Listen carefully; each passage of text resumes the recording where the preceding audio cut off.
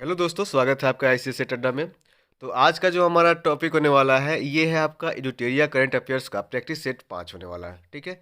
इसके पहले हमने 4 सेट कंप्लीट कर लिया है। अगर अभी तक आपने नहीं देखा है तो आप जाके हमारे प्लेलिस्ट में जाके चेकआउट कर सकते हैं।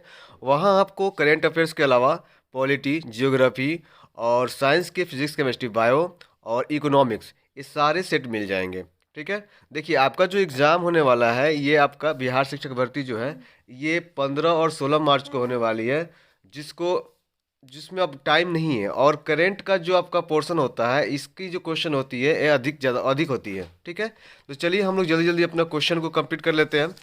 आज का जो हमारा फर्स्ट क्वेश्चन है, निम्नलिखित में से कौन सा ऑनलाइन प्लेटफॉर्म IRDAI द्वारा प्रस्तावित किया गया है जहां ग्राहक विभिन्न कंपनियों द्वारा दिए गए कई विकल्पों में से एक उपयुक्त बीमा योजना चुन सकते हैं। तो इसका राइट आंसर हो जाएगा आपका बीमा सुगम। कौन सा? बीमा सुगम हो जाएगा। चलिए अगला सवाल देखेंगे। थोड़ा सा जूम आउट कर लेता हूं ताकि आपको और अच्छे से दिखाई दे। चलिए, क्वेश्चन है कि किन 3 अफ्रीकी देशों में दोस्तों लिप्टाको गौरमा चार्टर पर हस्ताक्षर किए गए हैं। तो इसका राइट आंसर आपका हो जाएगा माली, बुर्किना फासो और नाइजर। इसका डी नंबर इसका राइट आंसर हो जाएगा। चलिए अगला सवाल देखेंगे कि निम्नलिखित मंदिरों पर विचार करें। देखिए यहाँ पे कोड दे दिया गया है। वेस्वलेश्वर मंदिर दे दिया गया है, चेन्ना केशव मंदिर दे दिया गया है और केशव मंदिर दे दिया गया है। और पूछ क्या रहा है? देखिए पूछ रहा है कि ऊपर दिए गए मंदिरों में से किस मंदिर को होयसल के पवित्र समूह के तहत यूनेस्को विश्व धरोहर स्थल पर शामिल किया गया है। तो देखिए इसका राइट आंसर आपका हो जाएगा, ये हो जाएगा, ये तीनों हो जाएगा। वैसल भी हो जाएगा, केशवा मंदिर भी हो जाएगा और केशव मंदिर हो जाएगा। तो इसका राइट आंसर क्या हो जाएगा? डी नंबर 1 2 3 हो जाएगा। चलिए अगला सवाल देखेंगे कि G77 पर चीन शिखर सम्मेलन 2023 का मेजबानी देश कौन था।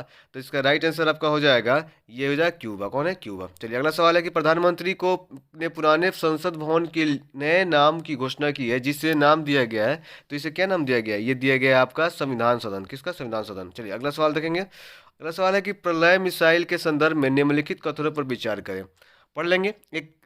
यह एक स्वदेशी कम दूरी की सतह पर मार करने वाली ब्लास्टिक मिसाइल है। ठीक है। और यहाँ पे ये भी सही है आपका, यह 150 से 500 किलोमीटर दूर तक के लक्ष्य पर हमला करने में सक्षम है। ये भी सही है आपका, यह भारत की पहली सामरिक अर्थ ब्लास्टिक मिसाइल है। आपका ये भी सही है। तो 1 2 3 तीनों इसमें सही है। तो इसका राइट आंसर देखिए यहाँ पर डी में दिया हुआ है, 1 2 3 तीनों सही है। ठीक है। अगला सवाल देखेंगे कि एशिया कप 2023 के संबंध में कौन सा कथन सत्य है। तो यहाँ पे सत्य कथन पूछा जा रहा है। तो इसका राइट आंसर आपका हो जाएगा, मैन ऑफ द सीरीज का पुरस्कार कुलदीप यादव को दिया गया है। सही है। एशिया कप में भारतीय टीम 8वीं बार चैंपियन बनी है। तो ये भी बात सही है। एशिया कप 2023 का आयोजन पाकिस्तान और श्रीलंका में किया गया है। ये भी सही है। तो इसका राइट आंसर क्या हो जाएगा? D number. उपयुक्त में से सभी हो जाएंगे। चलिए अगला सवाल देखेंगे। अगला सवाल है किस कलाकार की पेंटिंग द स्टोरी टेलर किस भारतीय कलाकार की अब तक की सबसे महंगी कृति बनाई गई है। तो इसका राइट आंसर हो जाएगा कौन सा? अमृता शेरगिल का। किसका? अमृता शेरगिल का। चलिए अगला सवाल देखेंगे। अगला सवाल है कि शांति निकेतन के संदर्भ में निम्नलिखित कथनों पर विचार करिए। तो इसका राइट आंसर आपका हो जाएगा, पहले विचार कर लेते हैं इसका। दिया गया है कि इसकी स्थापना रविन्द्रनाथ टैगोर ने की थी। ये भी सही है। यह पश्चिम बंगाल की बीरभूम जिले में स्थित है। ये भी सही है। सऊदी अरब में आयोजित विश्व धरोहर समिति में 45वें सत्र के दौरान पश्चिम बंगाल के शांति निकेतन को यूनेस्को द्वारा विश्व धरोहर का दर्जा दिया गया है। तो 1 2 3 आपका तीनों सही आंसर है। तो देखिए ऑप्शन में क्या दिया हुआ है? यहाँ पे डी नंबर दिया हुआ 1 2 3 राइट आंसर हो जाएगा। चलिए अगला सवाल है आपका। अगला सवाल है कि नए संसद भवन के सभी 6 प्रवेश द्वारों पर जानवरों की मूर्तियां अभिभावक प्रतिमाओं के रूप में स्थापित की गई है। किस जानवर की मूर्ति अभिभावक प्रतिमा के रूप में स्थापित नहीं की गई है। तो इसका राइट आंसर हो जाएगा आपका किसका? शेर का नहीं किया गया है। चलिए अगला सवाल देखेंगे। पीएम विश्वकर्मा योजना के संदर्भ में निम्नलिखित कथनों पर विचार करिए। देखिए यहाँ पे आपको विचार करने के लिए दे दिया गया है और कूट भी दिया गया है यहाँ पे आपको। तो इसमें देखिए इसका उद्देश्य पारंपरिक शिल्प कौशल को बढ़ावा देना है। ये भी सही है। विश्वकर्मी समुदाय के लोगों को आर्थिक रूप से आत्मनिर्भर बनाना चाहिए। ये भी सही है। इसे 17 सितंबर 2023 को लॉन्च किया गया है। यह 13,000 करोड़ रुपए के परिव्यय के साथ केंद्र सरकार द्वारा पूरी तरह के वित्त पोषित किया जाएगा। तो ये भी आपका सही है। और देखिए 3 नंबर में दिया गया है कि इस योजना में 18 व्यवसायों के लगे कारीगरों और शिल्पकारों को चलिए अगला सवाल देखेंगे। इसमें तो डी नंबर इसका राइट आंसर था। अब अगला सवाल देखेंगे। अगला सवाल दिया है कि नए संसद भवन में कार्यवाही का पहला दिन कब आयोजित किया गया है। तो ये कब किया गया है, इसका राइट आंसर आपका हो जाएगा 19 सितंबर 2023 को। कौन सा, 19 सितंबर 2023 को है। अगला सवाल देखेंगे कि महिला आरक्षण विधेयक 2023 के संदर्भ में निम्नलिखित कथनों पर विचार करिए। देखिए अब विचार करना है, तो इसका राइट आंसर आपको दिया हुआ है कि ये विधेयक संविधान में नए अनुच्छेद 330 ए और 332 ए पेश करने का प्रस्ताव करता है, राइट आंसर है। और आरक्षण अधिनियम के प्रारंभ होने पर तारीख में 25 वर्ष की अवधि के लिए होगा, ये गलत है आपका। इसमें लोकसभा, राज्य विधानसभा और दिल्ली दिल्ली विधानसभा विधानसभा के महिलाओं के लिए कुल सीटों में से 1/3 सीटें आरक्षित का प्रावधान है, तो ये सही है। तो इसका राइट आंसर हो जाएगा 1 और 3। 1 और 3 कहाँ दिया गया, सी नंबर में दिया गया, इसका राइट आंसर हो जाएगा। चलिए अगला सवाल देखेंगे। अगला सवाल है कि नारी शक्ति वंदन अधिनियम 2023 के संदर्भ में निम्नलिखित कथनों पर विचार करिए। तो यहाँ पे क्या करना है, आपको विचार कर लेना है। और देखिए यहाँ पे दिया हुआ है कि राज्यसभा ने 21 सितंबर 2023 को सर्वसम्मति के विधेयक पारित किया है, राइट आंसर आपका। दूसरा में दिया है कि लोकसभा ने 20 सितंबर 2023 को विधेयक पारित किया है, ये भी सही है आपका। ये विधेयक नए संसद भवनों में दोनों सदनों द्वारा पारित होने का वाला पहला कानून है, तो ये तीनों आपका क्या है, सही है। तो ऑप्शंस में देख लेंगे, यहाँ पे डी नंबर आपका 1 2 3 तीनों सही दिया हुआ है। अगला सवाल है कि भोजन और पोषण के क्षेत्र में अनुसंधान और अनुप्रयोग के लिए 2023 नॉर्मन ई बोरॉल्ग पुरस्कार पुरस्कार के लिए किससे नामित किया गया है। तो इसका राइट आंसर आपका हो जाएगा डॉक्टर स्वाति नायक को। चलिए अगला सवाल है कि कनाडाई थिंक टैंक फ्रेजर इंस्टीट्यूट द्वारा जारी एक रिपोर्ट के अनुसार कौन सा देश हांगकांग के पीछे छोड़ते हुए विश्व के सबसे मुक्त अर्थव्यवस्था बन गई है। तो इसका राइट आंसर होगा सिंगापुर। कौन सा, सिंगापुर बन गया है। चलिए अगला सवाल देखेंगे कि बेलग्रेड सर्बिया में आयोजित विश्व कुश्ती चैंपियनशिप 2023 में भारतीय महिला पहलवान अंतिम अंतिम पंघाल ने कौन सा पदक जीता है। तो इसका राइट आंसर आपका हो जाएगा कांस्य। कौन सा जीता है, कांस्य जीता है। चलिए अगला सवाल है कि उत्तर प्रदेश के पहले अंतर्राष्ट्रीय व्यापार मेले का आयोजन कहाँ किया गया है। तो कहाँ किया गया है, ये किया गया है ग्रेटर नोएडा में। कहाँ पे, ग्रेटर नोएडा में किया गया है। चलिए दोस्तों आगे क्वेश्चन देखेंगे। हाल ही में विज्ञान, प्रौद्योगिकी और नौचार नौचार के क्षेत्र में नए राष्ट्रीय पुरस्कारों की स्थापना की है। इन पुरस्कारों को किस नाम से जाना जाएगा। तो ये किसके नाम से जाना जाएगा, ये जाना जाएगा राष्ट्रीय विज्ञान पुरस्कार से। ए नंबर इसका राइट आंसर हो जाएगा। चलिए अगला सवाल देखेंगे कि हाल ही में भारत की पहली ट्रैफिक लाइट फ्री सिटी कौन सी है। तो इसका राइट आंसर आपका हो जाएगा कोटा है। कौन सा है, कोटा है। चलिए अगला सवाल है कि भारत की पहली मानव युक्त पनडुब्बी का नाम क्या है। तो इसका नाम क्या है, इसका नाम है मिस MATSYA 6000। ठीक है, इसका राइट आंसर हो जाएगा ए नंबर, मत्स्य मत्स्य 6000। ठीक है, 6000 इसका राइट आंसर हो जाएगा। निम्नलिखित में से किसने भारत की G20 प्रेसिडेंसी पर एक ई बुक पीपल्स G20 अनावरण किया है। तो इसका राइट आंसर आपका हो जाएगा अपूर्वा चंद्रा ने। ठीक है, इसका राइट आंसर सी नंबर हो जाएगा। चलिए अगला सवाल देखेंगे कि लोकसभा में पहली महिला आरक्षण बिल, नारी शक्ति वंदन अधिनियम 128वां संविधान संशोधन विधेयक जिसको बोलते हैं, किससे पेश किया है। तो ये किसने पेश किया है, इसका राइट आंसर हो जाएगा अर्जुन मेघवाल ने। ठीक है, ए नंबर इसका राइट आंसर हो जाएगा।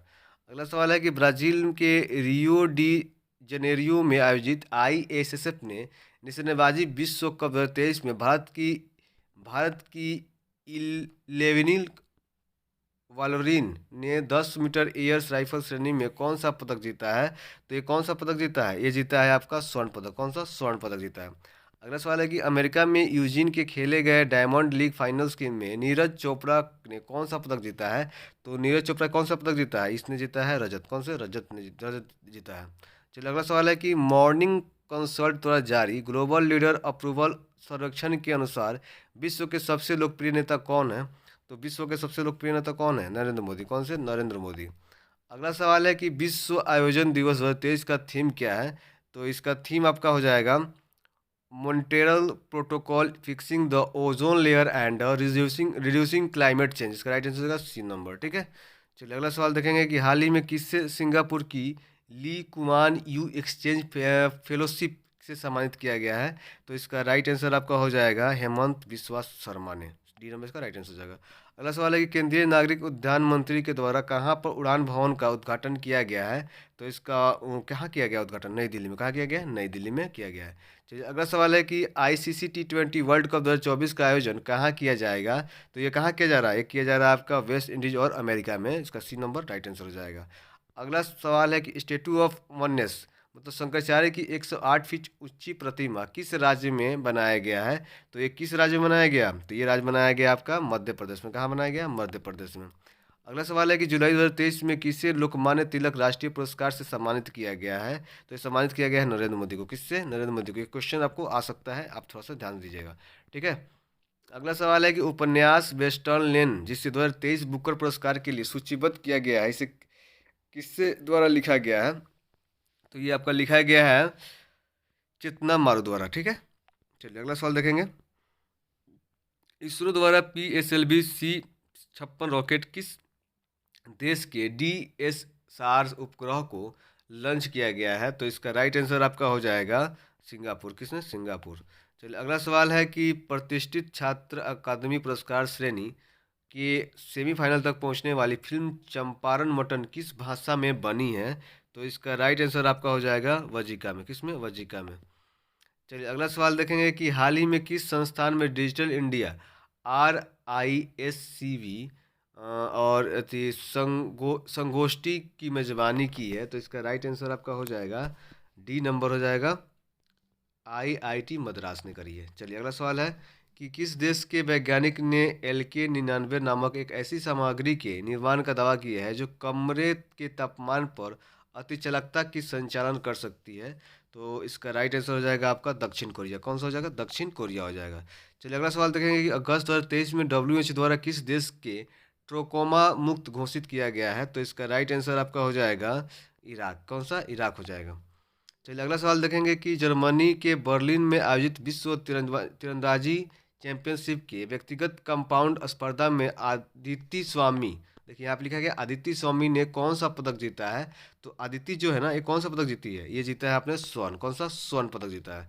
चलिए अगला सवाल है कि पूर्व प्रधानमंत्री और पाकिस्तान तहरीक इंसाफ PTI प्रमुख इमरान खान को किस मामले में 3 साल जेल की सजा सुनाए जाने के बाद गिरफ्तार किया गया है? तो इसका राइट आंसर हो जाएगा तेसाखाना मामला। ठीक है। इसका तो शाखा खाना मामला, ये नंबर इसका राइट आंसर हो जाएगा। चलिए अगला सवाल है कि भारत का पहला राष्ट्रीय स्तर का खेल विश्वविद्यालय कहाँ स्थापित किया जाएगा? तो इसका राइट आंसर हो जाएगा आपका मणिपुर में। कहाँ किया जा रहा है? मणिपुर में। अगला सवाल है कि विश्व कॉफी सम्मेलन WCC और एक्सपो 2023 का आयोजन कहाँ किया जाएगा? तो इसका राइट आंसर हो जाएगा बेंगलुरु में। कहाँ पे? बेंगलुरु में किया जाएगा। चलिए अगला सवाल देख लेंगे कि रेफिनेटिव आइकन की रिपोर्ट के अनुसार दुनिया की सबसे मूल्यवान कंपनी कौन सी है? तो इसका राइट आंसर हो जाएगा आपका एप्पल। कौन सी है? एप्पल है। अगला सवाल है कि हाल ही में यूनेस्को ने किस देश के शहर वेनिस और उसके लैगून के खतरे में होने के कारण इसे विश्व विरासत की सूची में जोड़ने की सिफारिश करी है? तो इसका राइट आंसर आपका हो जाएगा इटली। कौन किया है? इटली। चलिए अगला सवाल है कि दक्षिण एशिया में पहला सेंटर फॉर स्पीसीज सर्वाइवल किस देश में स्थापित किया जाएगा? तो इसका राइट आंसर आपका हो जाएगा भारत में। कहाँ पे? भारत में। अगला सवाल है कि निम्नलिखित में से किस ई-कॉमर्स कंपनी के श्रीनगर के डल झील पर आई हैव स्पेस प्रोग्राम के तहत देश का पहला तैरता हुआ स्टोर लॉन्च किया गया है? तो इसका राइट आंसर आपका हो जाएगा अमेजॉन इंडिया। कौन सा? Amazon India. अगला सवाल है कि लोक एवं जनजाति प्रदर्शन कला महोत्सव उत्कर्ष एवं अंतर्राष्ट्रीय साहित्य उत्सव उन्मेष का आयोजन किस राज्य में किया गया है? तो ये किस राज्य में किया गया है? ये किया गया है आपका मध्य प्रदेश में। कहाँ किया गया है? मध्य प्रदेश में। चलिए दोस्तों अगला सवाल है कि हाल ही में शिक्षा मंत्री धर्मेंद्र प्रधान ने उल्लास ऐप लॉन्च किया। तो उल्लास ऐप का पूर्ण रूप क्या है? तो इसका पूर्ण रूप क्या हो जाएगा? इसका पूर्ण रूप आपका है understanding lifelong learning for all in society. B number इसका राइट आंसर हो जाएगा।